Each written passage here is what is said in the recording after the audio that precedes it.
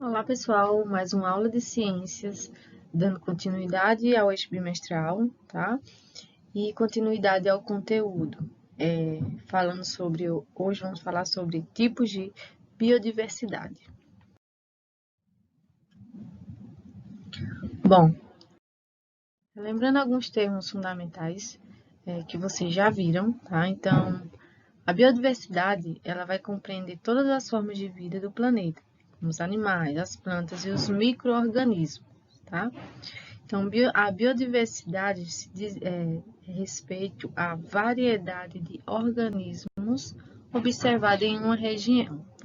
Então, um bom exemplo, né, é o Brasil, né? Ele apresenta uma rica biodiversidade, tá?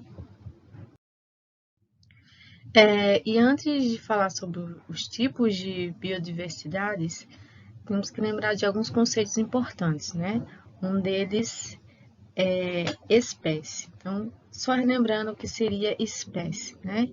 Então, seria um conjunto de indivíduos muito parecidos, né? Semelhantes, que eles vão ser capazes de cruzar e gerar filhos, né? Filhotes férteis. Tá? Então, esses seriam uns conceitos fundamentais do que seria espécie.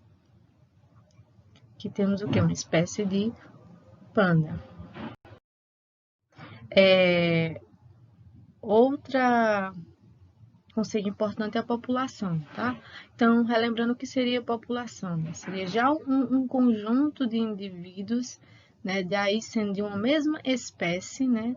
Mas sendo que esse conjunto de seres seriam capazes de produzir descendentes férteis, né? Que vão poder habitar em uma mesma área, né? Em uma mesma região. Vamos dar um exemplo dos elefantes, né? Então, uma mesma espécie, né, produzindo descendentes em uma mesma região. Outro conceito importante seria o que é a comunidade, tá? Então, a comunidade também seria um conjunto, né, aí já de populações, só que de diversas espécies, não de uma única espécie, mas de várias espécies, né, que vão habitar em uma mesma região, tá, em um determinado tempo. Então, temos um exemplo aí, o mar, né, o oceano, então ele tem inúmeras espécies de micro-organismos, de animais, de plantas, que vivem no oceano. Tá? Então, esse é um exemplo de comunidade. Então, já aí chegando entre da biodiversidade, temos a biodiversidade genética, a biodiversidade específica e a biodiversidade ecossistêmica. Tá? Então, vou falar um pouco sobre esses níveis de biodiversidade, né, que são classificados nestes níveis. Então, aí, em relação à diversidade genética, tá? Então, que ela vai estar ligada, né, a uma diversidade dos genes numa espécie, tá?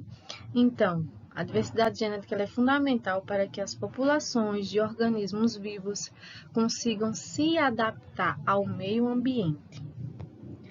Então, esse nível de diversidade é fruto de fatores como a seleção natural, né? Os fenômenos de recombinação genética e as mutações de genes, né? Então, quanto maior a diversidade genética, maior, né?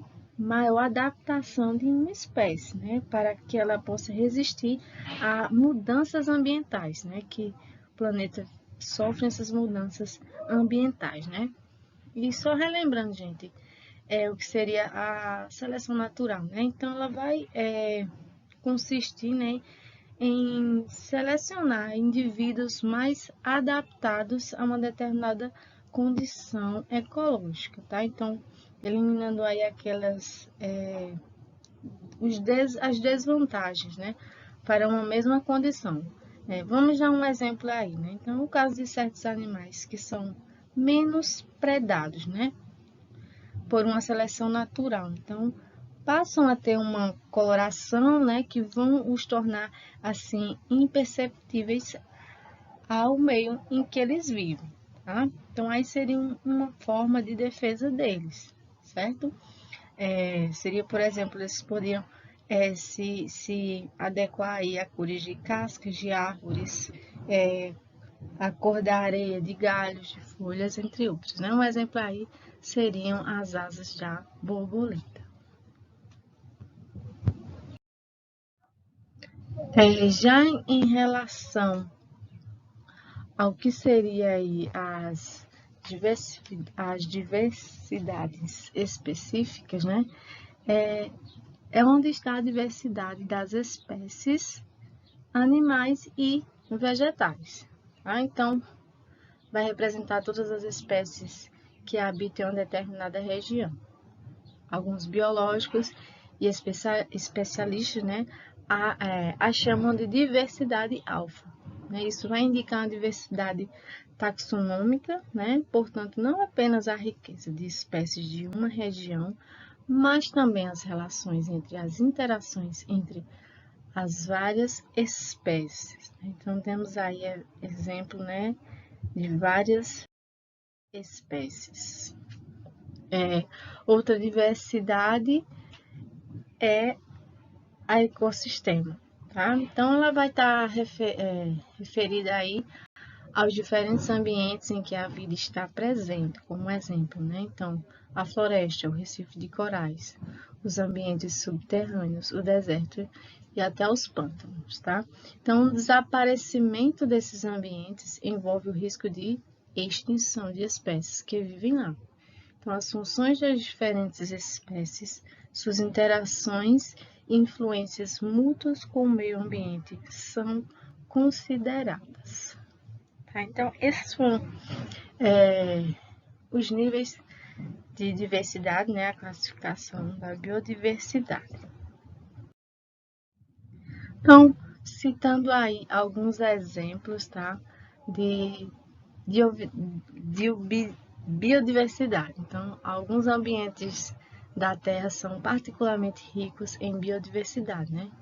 Então, basta pensar na floresta amazônica, né, ou em recifes de corais. E encontramos a cerca de metade de todos os seres vivos do planeta. Então, aqui temos alguns exemplos bem da nossa vivência, tá?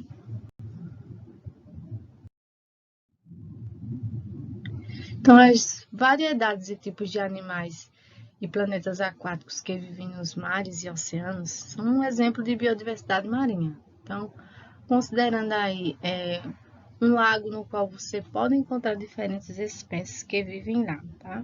Então, isso aqui são, né, exemplos de tipos de animais ou né, espécies de plantas aquáticas que vivem em mares e oceanos, né? Então, são exemplos que nós conseguimos relacionar, né? Diferentes espécies que vivem, por exemplo, no oceano. Então, né? Em relação à importância da biodiversidade, então, aí a polinização. O que seria a polinização, né? Então, sabemos que ela é feita pelas abelhas, né?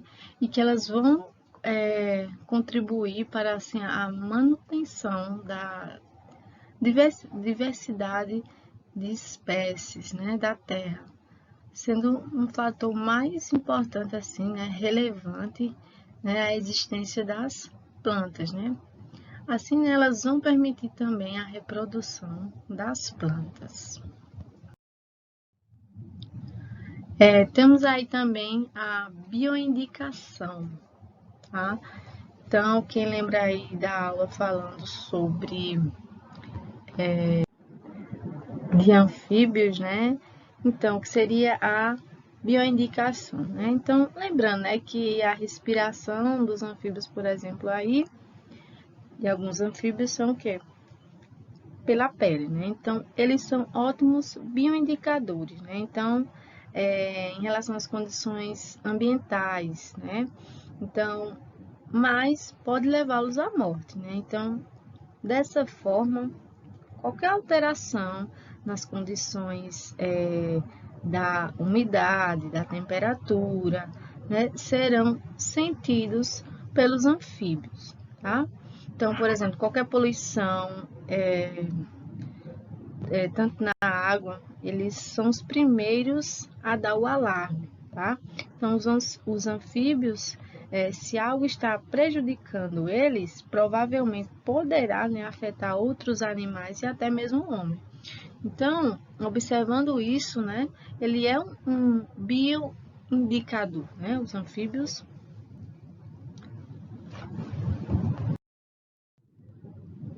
Em relação à alimentação de outros seres, né, temos exemplo aí, né.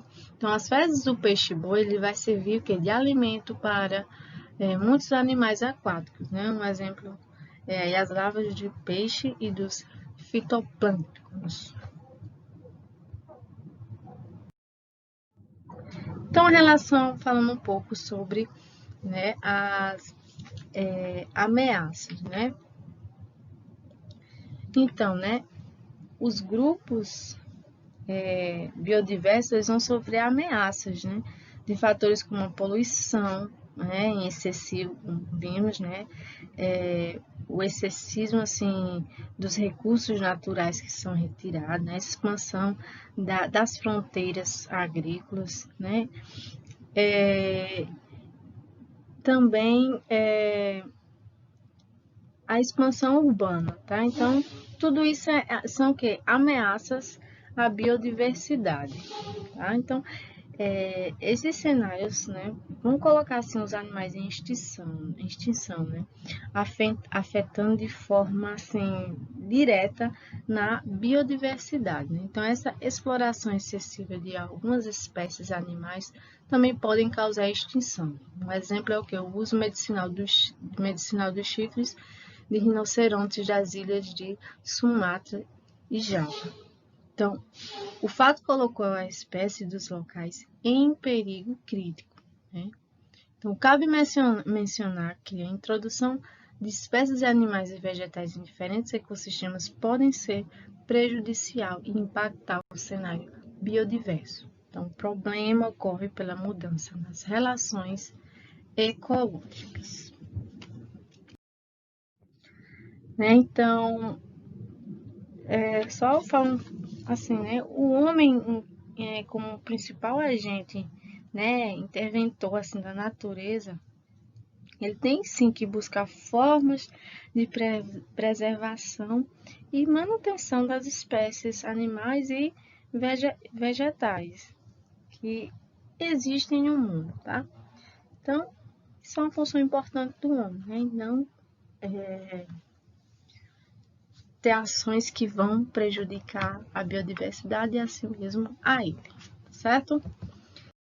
Então, pessoal, foi a aula de hoje. Qualquer dúvida, tenta entrar em contato, tá certo? Não deixem de fazer as atividades, que é importante, ok? Então, até a próxima aula.